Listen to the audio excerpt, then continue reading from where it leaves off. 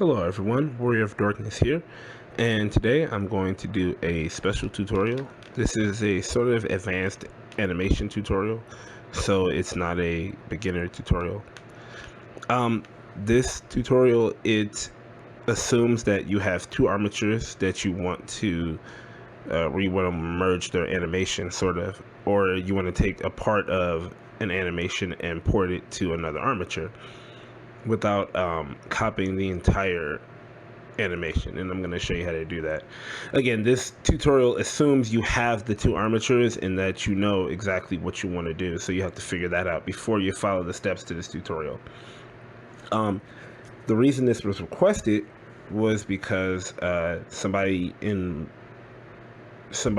my Discord is trying to add skirt physics or skirt movement to a model that they got from UModel, and I just decided to do a general tutorial on how I did that and how you could do that with other parts of an animation as well. So what we're gonna do is we're gonna open up Blender. So as you can see, my character here is in basic paladin stance. What I'm gonna do, I'm gonna show you guys how I got the idle animation for my Tallulah mod that I'm going to be working on soon.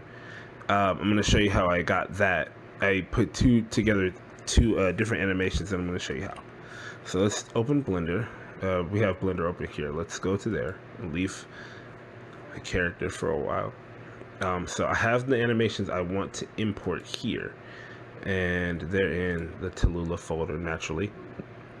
What I want is the Fate Breaker idle, because I have an idle animation for Fate Breaker that's adjusted for player characters. And I also want here, let's import this one. Let's make this guy normal. So as you can see here, character standing in the Fate Breaker pose. I use multi-assist for my extractions when I want to work them in Blender.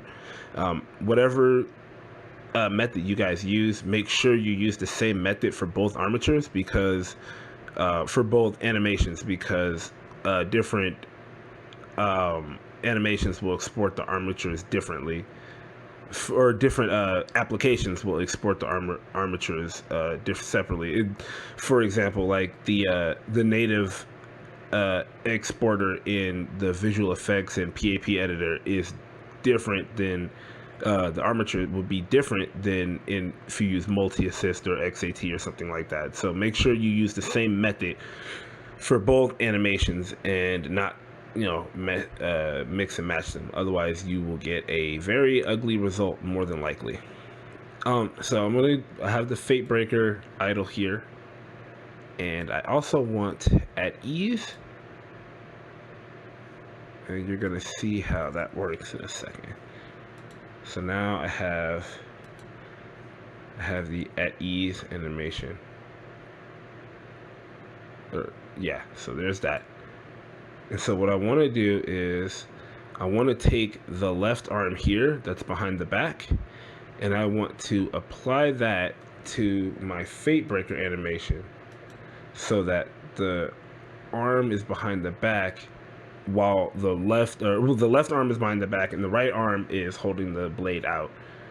And so I'm gonna show how to do that. So you want to click on this menu here at the bottom, right here where the timeline is, next to playback and all that. I've seen that other people don't have this menu at the bottom, but you can find it if you have it. If you have Blender, you can find this menu somewhere on your screen. So instead of timeline, we're going to go to graph editor. We're going to pull this up. What you want to do is you want to close all of those, silence those, and make them closed. What I'm going to look for, if you're doing this for skirt stuff for UModel, then you would pick these here, because this is the skirt, J_SK_ all of that, that's all skirt stuff. But what we're going to do is we're going to take the arm, which is JUDE. We're just going to take the sorry, we're gonna take the left one from here. And in fact, if you want, you could just go ahead and do the, you can go ahead and do the fingers and stuff too. Hito, Ko, Kusu, Naka, and Oya are the fingers. And please don't kill me if I butchered the pronunciation of all those, but I'm just giving you, I just want you to have, oops, not this, just the left one, just the left ones. Yeah, forgive me if I butchered all that. I do not speak, I don't speak Japanese. I was just trying to visualize that for you guys. But see, these here are the fingers, and I'm gonna select just the left ones. Oh, and this right here, Sippo in Sippo underscore A, B, C, D, and E, that's all, that's the tail. So if you want to add tail movement to your armature added from one armature to another, that's the tail. So I got the fingers and looking for there, JT underscore L. And I believe that should be it. Don't see anything else. I think that's it. So what we're gonna do is we have all of the mapping for that particular arm here in this here. So what we're gonna do is we're gonna click, or we're gonna left click, right click. I'm sorry, we're gonna right click. Ooh, God, I guess don't listen. This is why I don't do tutorials often. Right click on all this stuff here. Make sure it's all selected by hitting A, and then right click, copy. And what you want to do is bring up the other armature that you have here, and go to the specific frame where you want to copy all of this over. And which for me it's 1. But if you want to take something from a different spot and put it in a different spot, then you can choose anything. But here, I'm going to paste this in here. And now, as you can see, the armature has one arm behind its back and a sword out, or blade hand out to the side. Now, you can export this however you want and put it into the game however you want. I'm going to use Blender Assist just because for me it's faster. There are some specific scenarios in which you wouldn't use Blender Assist. Like, for example, Blender Assist is really bad if your original animation has more than one entry per se. Like, for example, let's show for this. Where are we at? Where are we at? In the wrong tab. That's where we're at. So, for example, if you have, say, normally an idle animation has this, which is the flinch from taking damage, and this, which is the actual idle animation. If it has more than one entry, Blender Assist usually screws things up. So for my purposes though, I have an idle that only has one entry, and it's just the idle animation, so we're gonna go with that. Let's go output.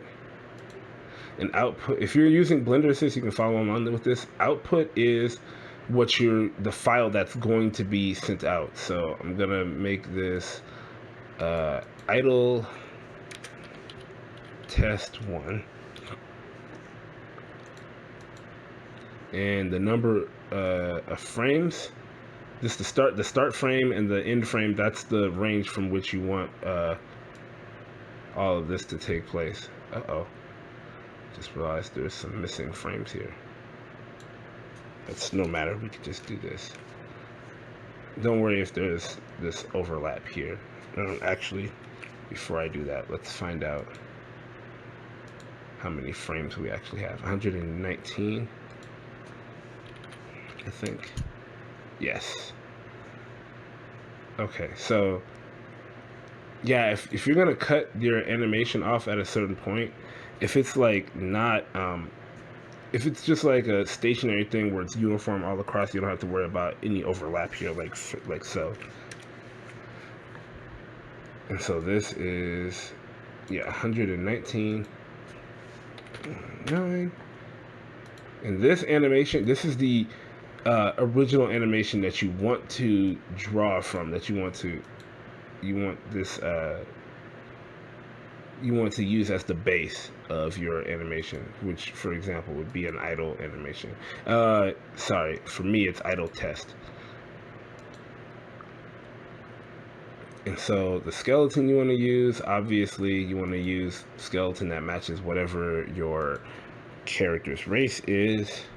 Oh, whoops, I don't have my skeleton file in here. I have a skeleton file in the Ninja folder for sure. Lovingly named Lord Bones. And so once you have all the information, you have the skeleton file you want to use for this, you have the PAP that you want to export, and you have the PAP file that you want to use as the base. You click export. That should be done. And we're just going to go ahead and insert this in here. I'm going to go ahead and use Paladin since I'm already a Paladin right now. And then we'll go path. You go to the paths, you go to local. Obviously, if you're here, you know all this already. I'm going to pick idle test 2. And there you go. Your animation shows your character the way, or my animation shows my character arm behind her back, standing there in this menacing pose. And so that's how that's done. You can do all sorts of things with this. You can even take if your character has a specific running animation, or you want to adjust it, you could just tweak it using the graph editor. You could copy and paste parts. It's really quite useful. So just wanted to go ahead and get this tutorial out because it was one that was requested multiple times and I just have failed to do it. But anyway, that's gonna do it for me. If you have any other questions, you could join the Discord server. I'll link that in the description. If you have any comments, you could leave those below in the comment section as well. And I'll see you guys in the next video.